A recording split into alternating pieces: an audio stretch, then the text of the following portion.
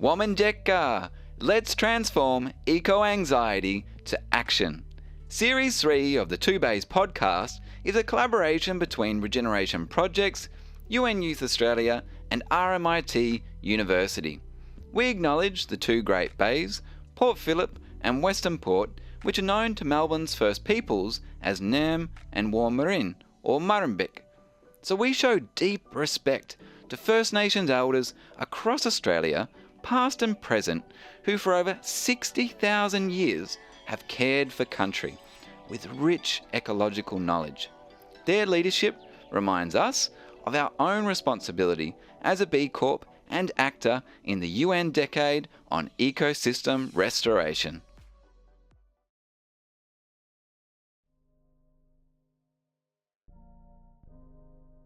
Get ready, it's time to walk through the Transforming Youth Eco-Anxiety to Action Handbook together.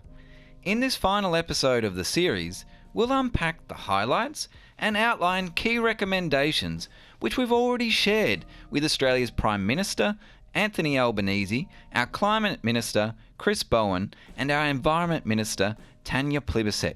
I'm joined by Vasil Samarjiev, the Chief Youth Representation Officer at UN Youth Australia. In a nutshell, the Eco-Anxiety to Action Handbook is out now, but getting it on the decision-making agenda is going to be tough and will take time. So we need to build a community of support, and you're already part of it. Together, we're shifting the needle and starting impactful conversations. Gen Z is building momentum as a force for positive change. Womanjeka, Vasil, great to be here at the end of this journey, transforming youth eco-anxiety to action. I'm really curious to hear how you're feeling, mindful that you've just come back from time over in New York and also wrapping up the year with UN Youth Australia. What's landing for you at the moment? Thanks, Matt. And yes, hi to our listeners. It's very exciting that we're right at the end, but a bit bittersweet. I'll definitely miss our conversations on air, but we'll have a lot off air, I'm sure. New York was great. For our listeners, I went to New York for 2 weeks as a youth delegate to the United Nations for Australia, representing Australian youth and their perspectives at the United Nations. I got to observe mostly the proceedings of the Third Committee, which deals with humanitarian and social issues. And what I can say is it's definitely very hectic, but there's a lot of really cool conversations there. What our team and I are looking at the moment is how we can carry those conversations to young people and to policymakers in Australia. And we're working on our final report for the year that aims to capture all of our thoughts and perspectives. Yeah, brilliant. I'm really curious. What was it actually like being there in New York, being in that environment, meeting the other young leaders from around the world? What was the vibe like this year? Very hectic. Very hectic. Although what I have heard is that I actually came at the quieter time. I came right after High Level Week when all of the world leaders and big leaders in the world are gathering all together. I came right after that time. So a lot of everyone was preparing for even more policy and even more discussions, but it was still very hectic. A lot of young people there, particularly from Europe and North America. Countries there have a lot of youth representation, but a lot of us, our input was kind of put more informally, and we lacked a lot of input in the formal negotiations and formal discussions. But it was still great to observe. It was still great to listen to everything that is going on, and different countries scrambling to make at least an effort to make the world a better place. What I can say as well is the vibe this year in particular was a bit more positive and a bit more focused on youth and intergenerational conversations as a result of the Summit of the Future. The Summit of the Future was a 2-day event in September where at the end of which we adopted the Pact of the Future, which lays out recommendations and actions that states should take in order for them to encourage intergenerational dialogues and to protect our earth and our society for future generations. So what I can say is we'll see what the action is, but definitely a lot of the discussions were positive and were encouraging a lot more conscious policy for young people and for our future generations. Oh, it's great to hear. And I mean, that pact for the future sounds like something that listeners could really, get online and seek out themselves, because I think, although sometimes we feel like they're symbolic, there's often a lot of groundwork that goes into making these types of agendas and tools, and then to get them in the hands of young people in different parts of the world, as well as, older allies, is just so important in order to move forward. So make sure you do seek that out. And of course, we've been putting tools in people's hands as well through this handbook and, of course, the podcast series. So this final episode in the series is really an opportunity for us to check in and to unpack a few of the elements of the handbook, and probably notice on a few first impressions. And think about where next. Where do we take this in 2025? Just a couple of reflections to mirror back of what you were sharing. I mean, it's heading into a busy time of year for some of those global decision makers. Of course, right now at the time of recording, the COP16 Biodiversity Convention is happening in Cali in Colombia, and then heading towards the end of the year we'll also have the Climate COP. So just other colleagues that are connected to the UN system are certainly busy moving between those events. But something that I experienced just recently was participating in the Global Nature Positive Summit, and it was great to see youth representation there. It was one particular session.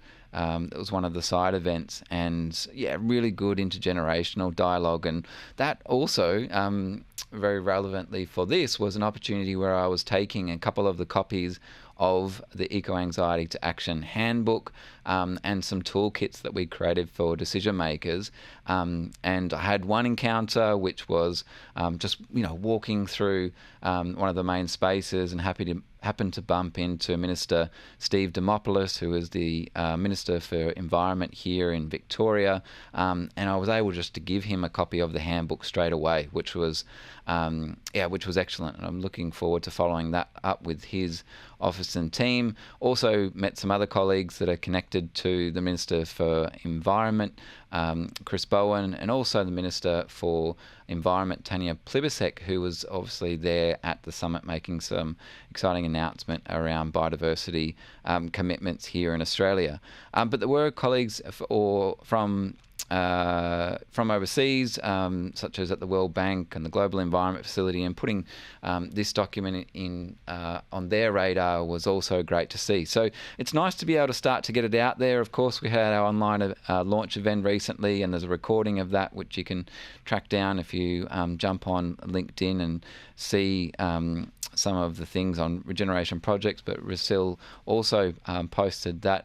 So the word is getting out there, and what we wanted to do was to just step through and unpack it, give you a few little annotations and some things that might not have been so obvious. So Vasil, what I might do is pass back to you.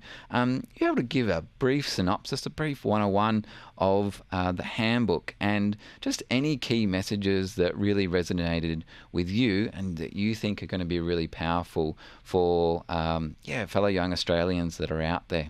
Definitely. And what I can definitely start with is that the handbook, in a nutshell, is youth directed recommendations for global and local action. And a lot of it is driven by what young people are saying and how young people are feeling. A lot of the arguments against the working on the concept of eco anxiety and making policy on eco anxiety has been that it's merely a feeling that young people have. It's a thought, it's a feeling, and it doesn't necessarily need to be addressed as a separate concept to other climate initiatives. But what we can definitely say is, as this handbook shows, young people are feeling worried about the climate, and they're feeling worried about how climate will affect the rest of their life, whether that is their livelihoods, whether that is their education, their ability to get a house or to raise a family, which are really, really important things. As what I can say is the first section, which is outlining the research, mostly outlines youth-led initiatives and initiatives that are trying to see what young people truly care about. There's a very nice reference to UN Youth Australia's report from 2023, which states that climate change is among the most important issues for young people. And there's clear quotes to things that young people have verbatim said throughout different consultations by different organizations, which shows how honest this topic really is. The conversation that we're trying to drive is using young people's words directly. A nice touch in the handbook is also the Australian media section. What we can definitely see is that the topic of climate anxiety is being taken up by the media slowly but surely. And we are seeing this term and terms like it showing up a lot more in ABC articles. We reference one from The Conversation as well, SBS. So this is really good for us to show as well.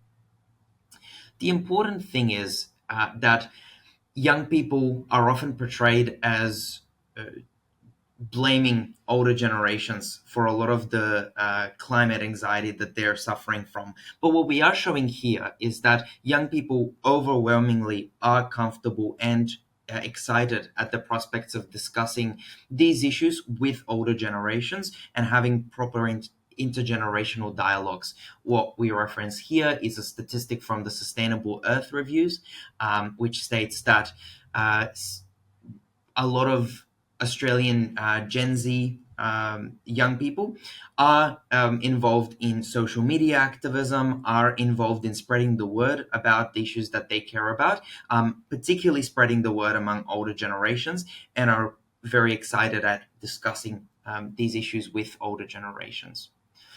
There's even more statistics. We show very clearly that, again, this is an issue that doesn't affect just specific young people.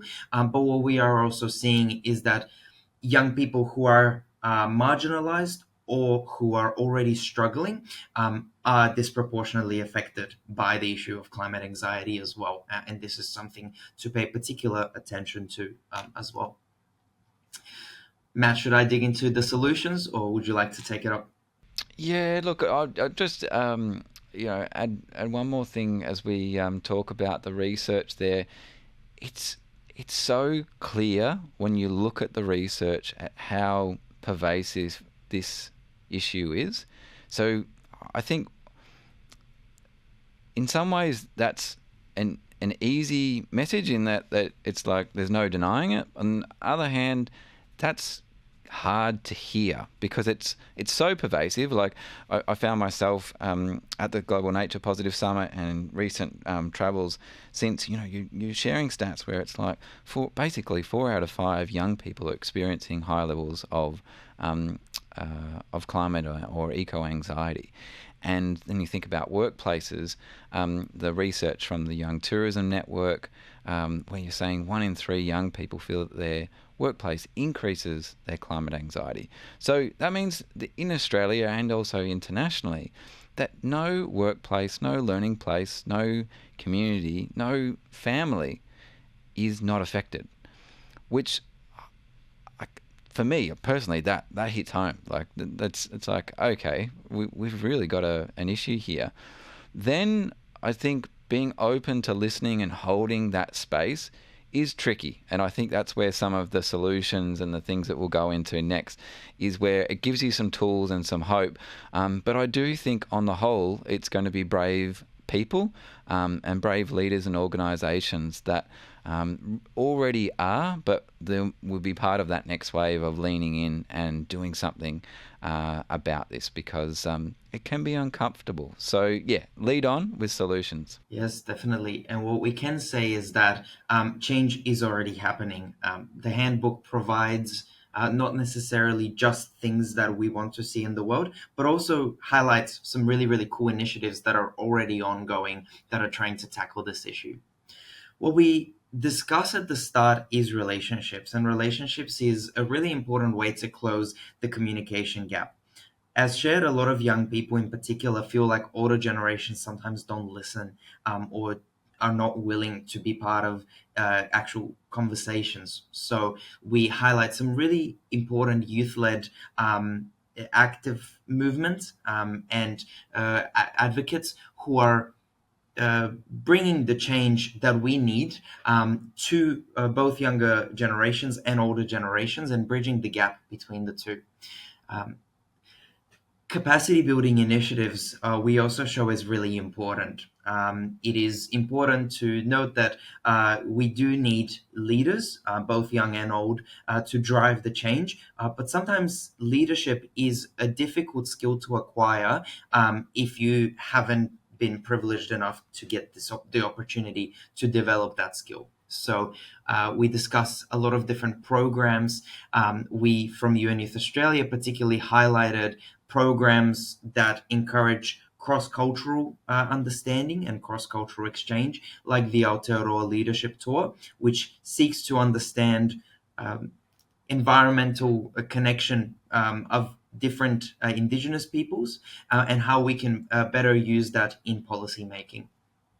Initiatives like that are very important to close that leadership intergenerational gap.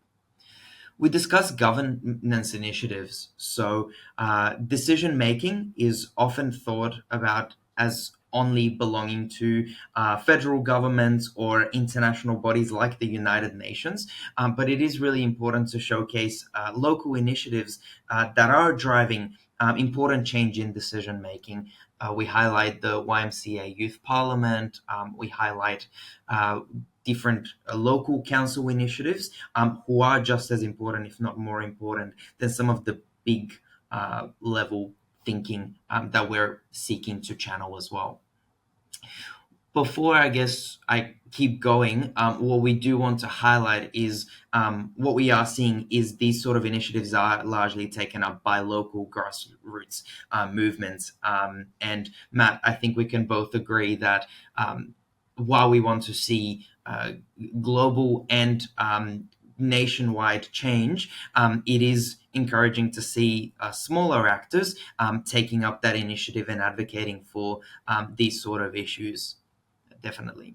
Yeah, absolutely. And I think these kinds of issues often gain their power and sometimes their relevance when it's close to home and it's close to your own local family, your own local school, your workplace, your community, close to your backyard, basically, because that's where you can also affect change.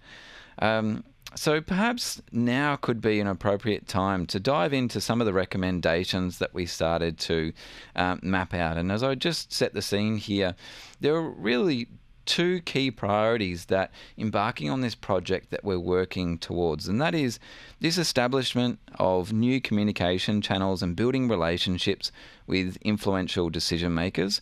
And by influential decision makers, we are talking about really people throughout society.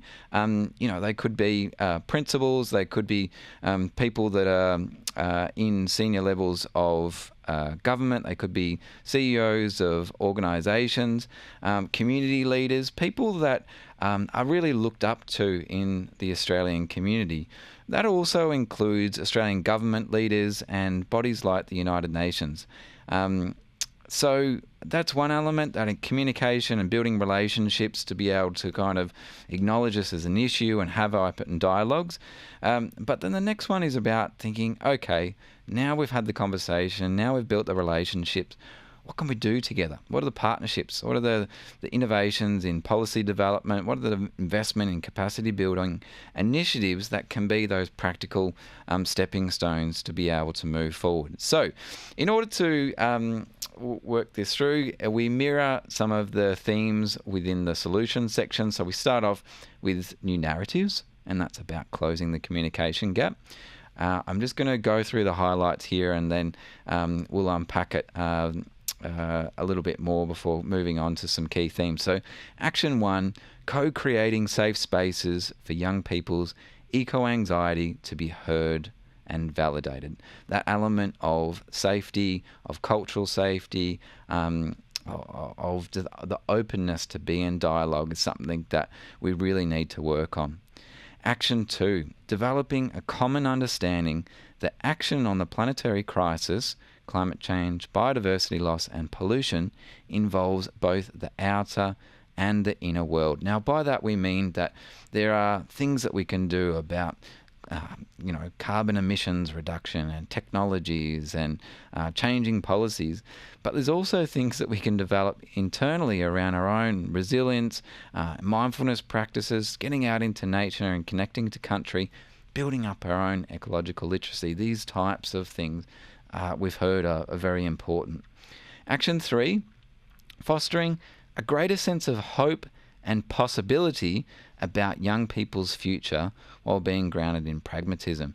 This hope is super, super important because unfortunately a lot of people, young people have really found that this heaviness, this worry about environmental issues, it becomes so burdensome, let's try that, that it becomes overwhelming. And where do you go from that? So just always that sense of hope, those things that we can do to be able to move forward. And we use the example here, Regeneration Projects is involved in Swimmable Cities initiative locally and internationally. And so, that's a hopeful aspiration that the transformation of urban waterways can lead to, not only for today, but also for future generations. I'll keep going. Capacity building, closing the leadership gap, embracing Australia's superpower of having rich Indigenous, Western and diverse ecological knowledges. Action 5, developing innovative programs that combine emotional and ecological literacy, leadership and entrepreneurship. That's something that, again, Regeneration Projects is excited about with, in particular, a new app that we're developing in that space. But there's so many programs that are around. The scaling of education technology or EdTech tools that facilitate intergenerational ecological knowledge exchange. And there's certainly precedents where Indigenous knowledge is being put into apps, augmented reality experiences and so on, that is mindful that elders and people that have got that rich ecological knowledge won't be around forever. And so we really need to respect it and value it. Policy change, closing the decision-making gap. Action 7, promoting best practice models of youth representation and decision-making processes across society, and certainly a movement around youth advisory councils that are growing. Action 8, strengthening Australia's existing youth-led advisory functions like UN Youth Australia and youth parliaments. I think every conversation that I've had with Vasil and the UN Youth Australia team has really validated the strength of their voice, of their perspective, and just how critical it is that we build upon those strengths and that more people find out. And fortunately, this handbook and the podcast series has already had lots of people asking, how do we get involved? How do we get in touch? So that's excellent to see. Action 9, strengthening Australian youth international leadership and diplomacy around action on climate change, biodiversity loss and pollution. So that representation, showing up at different UN conventions and so on, really there's an opportunity here for us to be internationally recognised in this space. Funding, closing the investment gap. Action 10, a systemic review of financial mechanisms for youth-led environmental action at national, state and local levels. Now, I think this is a really interesting one that will take time, but it's something that's probably easy to reflect upon relatively quickly in an informal sense. There are scholarships, there's youth climate action funds, there's different initiatives, but we can probably very quickly see where the gaps are and how we can improve on this. Action 11, a national youth-led listening tour to establish a baseline of Australian youth ecological literacy and leadership. Perhaps that could piggyback or complement UN Youth Australia's annual survey, but certainly needing some additional funding and resourcing to support that, so that we can see how that ecological literacy and leadership is distributed across urban, rural areas, across different social demographics and so on. And then Action 12, a government-funded multi-sector partnership for youth-led climate and ecosystem restoration projects. So when we think about initiatives like the UN Decade on Ecosystem Restoration, what would it look like for, for the next 5 years, youth-led regeneration projects to be promoted through a competition platform and really, this incentivisation and facilitation of youth-led initiatives at scale. And certainly, yes, let's impact at the local and the state levels, but let's think also at the scale of country, and sometimes that is much, much bigger, and that is, of course, out in the oceans, through our streams, and across our lands. All of those are absolutely critical.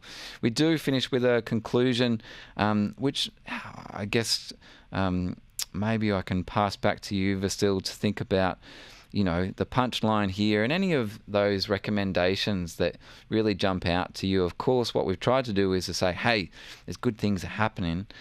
Let's try and build on that momentum. So it's not about reinventing the wheel, but it's also saying, look, to be honest, there's work to do. What's your take, Vasil?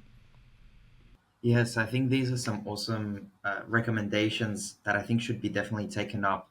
I think the two things that speak to me is things that I try to advocate for at the United Nations General Assembly, actually. What we tend to find, and I keep reiterating this, but local actors and grassroots initiatives tend to take these initiatives up the quickest, and tend to follow up with them the best. What that means is that we shouldn't shy away from integrating and incorporating local initiatives into state, federal, or global actions. And that actually should happen more often than we see it. What would be amazing is if these initiatives that we always mention UN Youth Australia, but there's a plethora of different organizations that do grassroots level policy advocacy and initiatives. They need to be integrated meaningfully into policy decisions and the work of government departments, and of global action, because as we shared, they tend to be the most ambitious ones. They tend to be the most active actors on this scene, and they really have the ability to make a difference. The issue there, as you pointed out, is often capacity and funding. These initiatives don't have the most money to spend on these initiatives, and they often, if they're volunteer run, they often lack the manpower as well to make a big dent. So it is important that integration of these local initiatives happens up the hierarchy in order for these initiatives to have the funds necessary to make an impact, the capacity, and the support to be able to action a much needed change. So that is definitely what stands out to me, is that we are really highlighting the right actors that are able to bring about this change, but these actors are not able to work in silos and are not going to make an impact if they work just by themselves. What I would like to highlight here is in terms of, particularly in climate change, the Department of Climate Change has been really in touch with what we have been doing, and have been very vocal about wanting to bring young people along. As far as I know, they're in the process at the moment of creating their own youth engagement group and youth advocacy council, which is going to be great to follow along. And we have also sent through our handbook to some of our contacts at the Department of Climate Change, and they have positively received it as well. And so we're looking forward to having really good conversations with, again, the federal government about how these actions can be implemented. Similarly, on a global stage, while I was in New York, I definitely shared the handbook around not only our youth delegates across the world, but as many permanent missions to the United Nations as I possibly could. What I can say is the Australian mission was very receptive to our recommendations, but I particularly want to highlight Luxembourg, the European Union, and many others that actually spoke about the issue of climate anxiety at the plenary of the United Nations Third Committee and have taken up some of our recommendations to continue the advocacy outside of Australia, because as we mentioned in the handbook, this is definitely a global issue. These are the things that sort of stand out to me. Oh, it's great to hear those ripple effects, and I think we live in such a connected world, and that blurring of the lines between your own local backyard and those international forums and organisations is super important. I was just actually flicking through the document as it sits in front of me, Vasil, and there's a quote here that in one of the opening letters that we share. There's actually an extract from part of the speech that you made when you were over at the General Assembly, and I just wouldn't mind getting your your elaboration on that. You say, "We can only overcome the challenges of today by opening the doors of policy making and earning the trust of our future generations." Earning the trust of our future generations. Trust is super important, but it's also an area that I'd say there's this ongoing need for work and perhaps repair, particularly between younger people and perhaps a political system that probably in the last 10, 15 years we've lost trust, we've lost faith, it's kind of moved around, it's been messy very much at times, and but trust is so important as a foundational value. Can you just elaborate what you mean by that? Definitely. I think that goes back to the way that current conversations about youth integration in policy making actually go.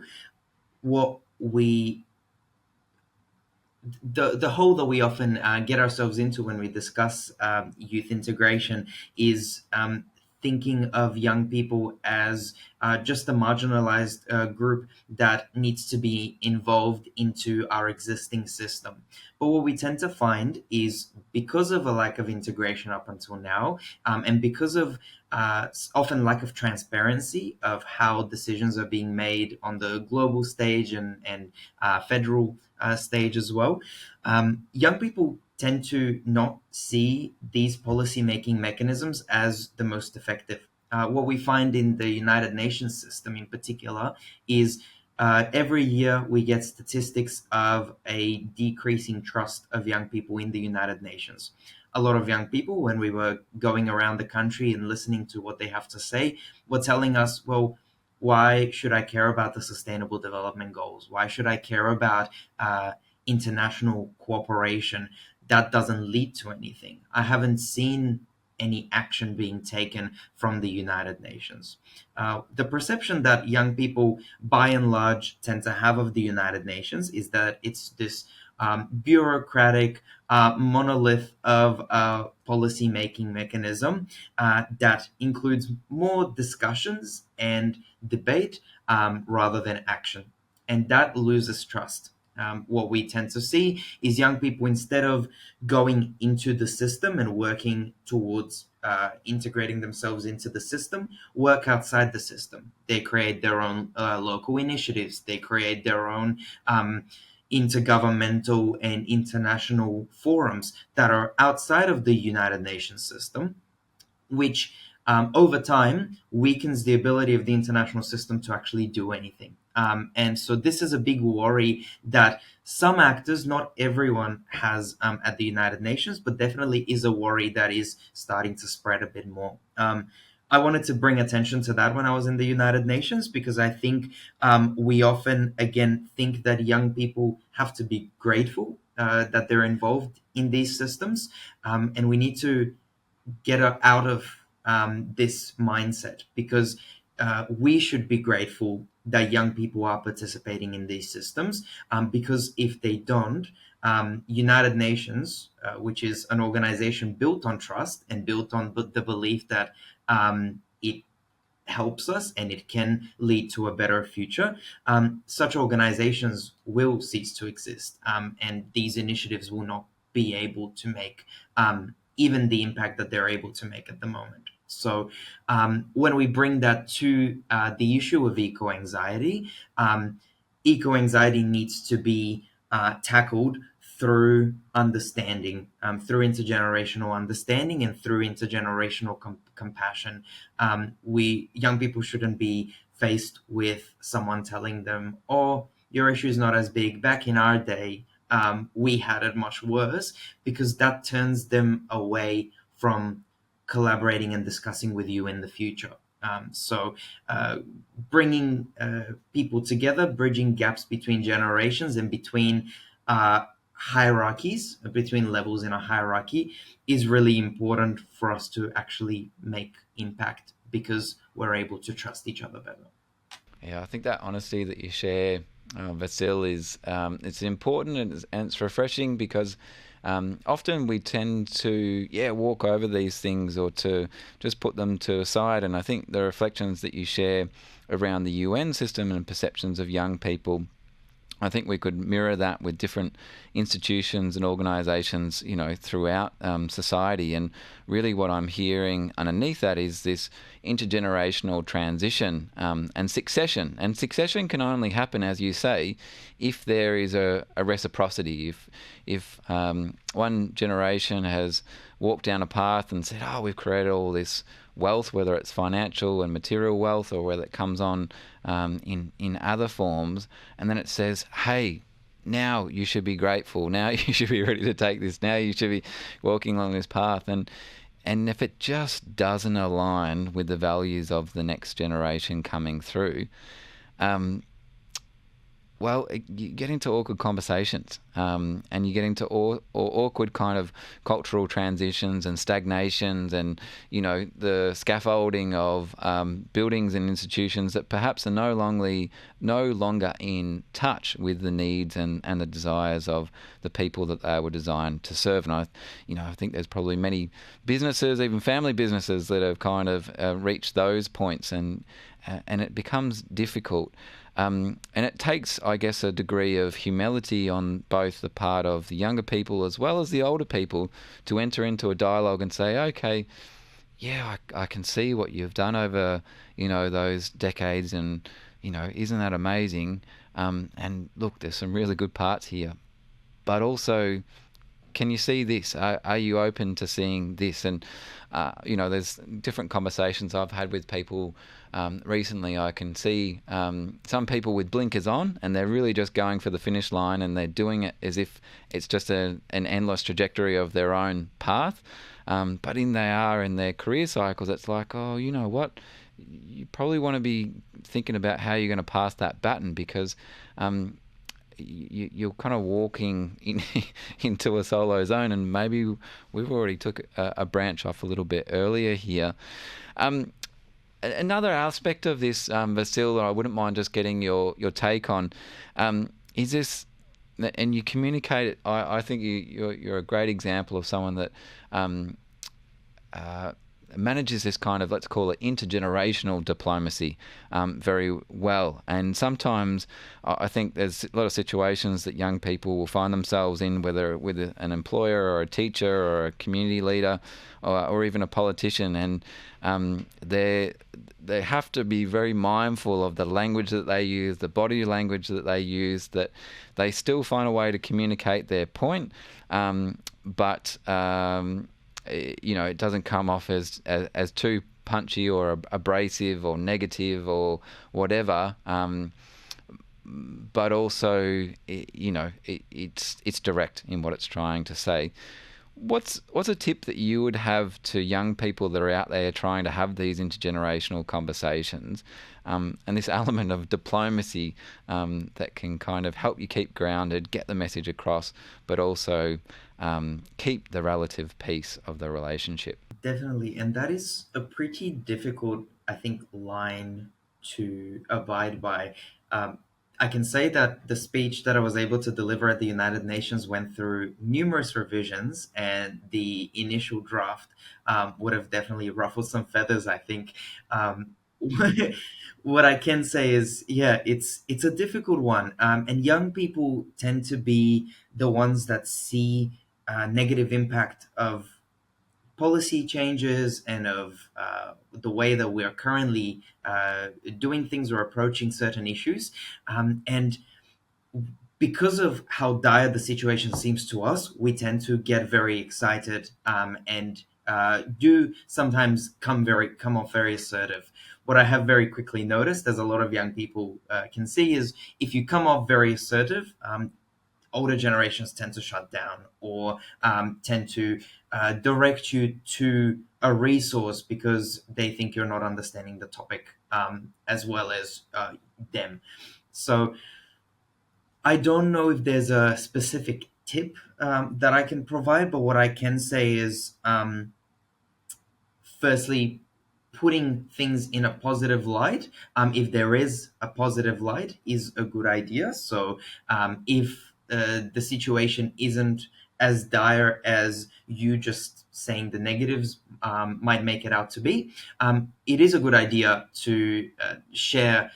We like this aspect of what you're doing at the moment, but this is what could be improved. It's an easy way to appear constructive and not hateful. However, sometimes just adding a positive to make it sound nicer might actually undermine how dire the situation actually is. So, what I have found is if you cushion criticism with showcasing your willingness to work with them and to collaborate, that tends to be received much better. It is much nicer for someone to hear that, okay, you do disagree with an approach that they have taken, but you do have genuine like recommendations, and there are genuine steps that you would like to take alongside them to make the world a better place, as cliche as it might sound. So usually that has worked quite well, especially when we're tackling this generational divide. It has been to be very honest and to not beat around the bush when it comes to things that you disagree with, and to convey genuine concern, but also, again, cushion that with recommendations and steps that you would like to take. This is not a guarantee that you would be taken seriously. Sometimes these ideas are also still shut down, but it is worth a shot. And then once an idea is shut down, it is worth asking, why is that? Why is it shut down? What can I do to improve the suggestions and the recommendations that I have for you? This is also part of a dialogue. You don't have to come in with a predetermined recommendation list that is bulletproof. It is okay to come to someone and say, hey, I have a genuine concern. Here are my initial ideas. Let's workshop it together because I know I haven't, found the golden solution to this issue that you are tackling. And I would love to workshop a solution with you. That is also very well received. So to summarize it, is being vulnerable, being honest, and remaining open to your opinion being changed and your approach being workshopped alongside the person that you're trying to raise this issue to. Yeah, great advice, Vasil. And yeah, I think that that first version of the speech that you wrote, I bet it I bet it was more direct and had its moments, but that process of iteration, I think that shows growth and maturity, doesn't it? And it's like something that we're all practicing, but sometimes it's also good to go back at what that original message was and just when you get to the last version, just double check and cross-reference and make sure, did I say what I wanted to really say? Just to pick on another theme or two before we wrap up here and put this tool in your hand. I guess just one thing before we move on. this handbook is really a tool that people can use to spark conversations, and that hopefully can carry a little bit of weight and do a little bit of the heavy lifting for you, because it's got some of the statistics, it's got clear examples there. So already being able to, show some kind of process and so some kind of credibility and connectedness to a bigger narrative, I've found is one of those tools to getting people on your side, because then that individual feeling or experience is one relationship or one organisation is something that can be put in broader context. Something that we do also see is that sometimes you're just not in control. You don't win the fight. You have that conversation, Vasil, and you do everything that you possibly want, and you come up with donuts. And gee, it's hard. And then you've got to get up the next day, and you've got to have another go, or you've got to keep on walking forward. And one of the things when I was speaking to Georgia McLaughlin from RMIT, and one of the teams that have helped us with this campaign, she was sharing that she's really seen a trend in socials around the rise of connection to urban nature and wellness. She's seen that across genders, but also including with young guys. And she was saying that people that she knows, spending time outdoors, doing yoga, doing barefoot walking. And I can only think that openness is partly a response to, one, access to information and the well-being benefits that are also involved, but also just having these feelings and experiences of anxiety or worry or stress in life, the pressures of study, the pressures of work, the pressures of eco-anxiety, and just genuinely looking for solutions and looking for relief. And it was really interesting I just recently came back from a trip in Europe, doing some like a listening tour for different stakeholders in our swimmable cities community. And I was visiting places like Berlin and Helsinki, Amsterdam, Rotterdam, and also Paris at the end of that, meeting with the City of Paris and the UN Environment Programme to lay the foundations for a summit around swimmable cities next year, which would be exciting. But one of the conversations, or a couple of conversations that I had, really reminded me about some of my own personal experiences of getting into cold water, in which sometimes in a city is not always easy, but a plunge in a river or a plunge in a waterway, or just taking a walk through a park or a garden, these types of practices that just can be embedded into your daily rituals. And there was just one of the research that we saw come out of University of Melbourne that talks to this in more detail. So I'll just footnote that, and you can come back to it. But it's the theming around it was in the research section. It was under the academic research section, and layers of change. And it talks about these elements. It's part of a document around contemplative nature engagement practices to support individuals and communities facing ecological distress. Talks about grounding and attention to the present moment, reducing stress, greater joy and restoration, connectedness, kinship. These are some of the things. So I think when the going gets tough, you do have to look after that self-care, and being able to find out what works for you is something that, again, it's that inner growth and investment that we can't emphasize enough through this process. Vasil, I'm going to pass to you for some closing comments, but before that, what's something that you do that looks after your own well-being? Are you a walker? What do you do as part of your own self care on a daily, weekly, or seasonal basis?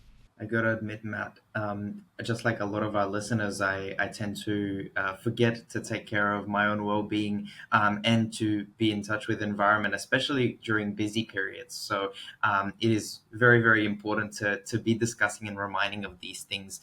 What I can start with is my university, actually, Flinders University in Adelaide, is situated within a sort of national park with a lot of trees and wildlife life all around where I study. So essentially, what I like to do is in between the breaks, when I have an hour or two between lectures, is when I like to go for a walk, or even to have my lunch outside near our local lake.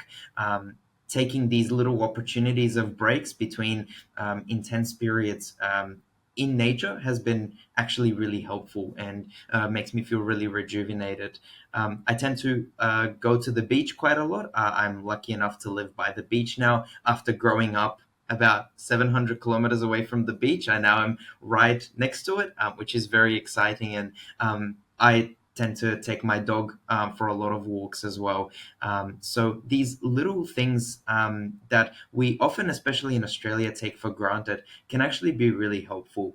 I reflect on my time in New York City, which is a bustling city with a very nice and intricate and beautiful Central Park, but with not a lot of greenery outside of it. And I remember just taking my lunch breaks in an enclosed space, just because, or on the street, because there was no parks around me, and feeling really, really stressed out and in need of a green space. So in Australia, we are very lucky to have national parks right at our doorstep, to have a lot of greenery in our suburbs and in our cities. And so it's really important to stay in touch with that. And so that's what I try to do. I have tried meditation before, and I think it's one of those things that I haven't stuck with. But once I do, I think will be also really helpful. But just these little things I think are very helpful as well.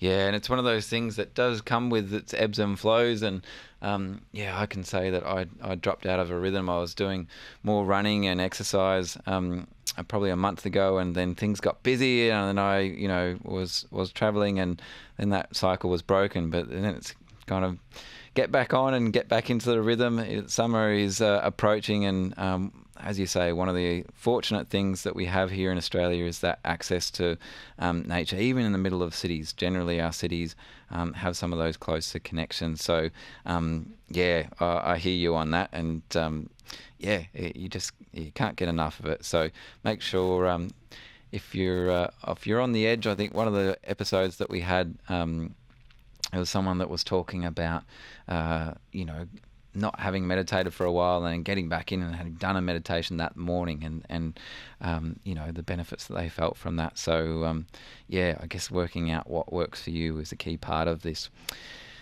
So I guess we are starting to steer to a close here, Vasil, and we've spent a little bit of time just to unpack this and to debrief, because I think it's probably good for us, on this journey. It's had its twists and turns, but it's been really inspiring, I think, to meet some of the people that we have along the way. And before I pass to you for some closing comments, I'd just say that, again, Georgia, one of the messages that she said on this is really what we're doing is building a community. We've seen some of the early uptake of the handbook and the podcast come especially from the community and the social sector. We have seen interest, but not quite that engagement and those conversations that we'd love to have with some of our government leaders. So we know that will take time. The issue, unfortunately, probably isn't going away fast. Any government leaders and stakeholders that might be listening, please, as you're starting to think about the early parts of 2025, put this on your radar and let's try and take a step together. Education, I think teachers, principals, even parents, community leaders, something that is very present. You've got a tool, get in there and start conversations. And similarly, workplaces. I know of so many different examples where a young person or someone in the organisation has had this bee in their bonnet because they've seen an issue. It might have been there's no bloody recycling system. It might have been something like, hey, what's our approach to reconciliation or to climate issues? And actually them asking that question has then gone on to lead to starting of working groups, of projects, and it's even sometimes formulated new jobs and responsibilities. So I think we are building a community. As a listener, you're part of this community, but we do need your help in growing it. So please pass the handbook, pass these podcasts on to others that you think might benefit from it. And even if you think it might be a little bit edgy for them, just do it anyway and use some of those intergenerational diplomacy skills that Vasil was talking about earlier. Vasil, closing thought as we start to wrap up. Yes, I echo everything that you said as well. And I think what I definitely reflect on as we put this handbook together and as we're wrapping up this project is how exciting, but also how exhausting at times these efforts are. And I think what I really commend is these advocates that are around the country and around the world. And the projects and initiatives that are taking this up and that are already discussing this issue, because it is an exhausting space to be in sometimes because of the sort of hierarchical barriers that you sometimes need to overcome to make big change. What I can say is definitely we're seeing that eco-anxiety is not an issue that is only siloed in specific workplaces or in specific areas and sectors of life. And what we're also seeing is that policy doesn't have to just come down from the top. It can be done at the grassroots level as well. So if our listeners take away one thing, is that the handbook will have something for you regardless of your experience. So definitely check it out. I also do want to commend you, Matt, on your work on this and just raising this issue. I will be quite honest. Before I got a really exciting email in my mailbox, I had definitely put this issue down on my priority lists. But I think you, as a stellar advocate of environmental support and protection, really opened my eyes as well to this importance and activated me to be more present in this space. So yeah, definitely thank you for your work on this as well. Thank you, Vasil, and yeah, a pleasure to be able to contribute, and likewise to be able to work together on this and with UN Youth Australia. I mean, there's so many balls to hold up in the air, isn't it? And just this one can be a bit of a heavier ball, but when you hold it together, it does feel much lighter. So thank you for being on this journey with us. And in that spirit, to acknowledge all of the people that have made this series possible. Vasil and Regina at UN Youth Australia. Here at RMIT, we couldn't have done this without our podcast team, Liam, Un, and Bobby. Also to the RMIT Comms campaign team, Georgia, Beth, and all of the colleagues here. Really, it's been a pleasure to work with you. We've also had Nora from Regeneration Projects behind the scenes doing the scheduling and making sure that the socials were coming out seamlessly. I think just from a personal perspective, these feelings of eco-anxiety was something that I shared with a colleague at the UN Environment Program, and her response was, yeah, it's an issue that we many of us feel, regardless of age, but we often don't talk enough about. But I personally have felt that these conversations have benefited others that we've been in contact with. But I've also just noticed myself that by having conversations, acknowledging it as an issue, mapping out some steps of things that probably that we're already doing, but also things that we're not, it just makes it feel a little bit lighter. The last thing that I wanted to say on this one is really a shout out to Gen Z. I think as a generation, you are really uniquely placed to really probably prepare for that succession, that transition. And I think that millennials, Gen Y, our generation, we're probably in the middle, and I feel sometimes I'm kind of holding a balance here. I'm listening to the baby boomers and the Gen Xers, and I'm listening to the Gen Zs, and probably getting glimpses of that next generation coming through. And And I'm like, oh, gee, this is an interesting tension. But I think it's so important that Gen Z in particular keeps using its voice, keeps using its power of technology and superpowers, because it has an influence and a reach in ways that haven't been possible before. And despite all of the challenges at hand, there's also lots of opportunities. So I think if you really stick together and think about how you can use your collective voice through initiatives like UN Youth Australia, I think we're going to see probably sometimes disruptive and uncomfortable change, but I also think we're going to see more and more examples where brave leaders of older generations say, yep, we're ready for this. We're open to the conversation. We want to walk with you. Let's do it together. And let's start by taking those simple steps of just acknowledging that it's an issue, that its ability to see that eco-anxiety, climate anxiety, it's a thing. It affects us, in ways that we often don't recognise. But there's a way to transform youth eco-anxiety to action. On that note, Nung Gudjan, thank you everyone, and thank you to Vasil, to the UN Youth Australia and RMIT for joining us on this journey. Cheers.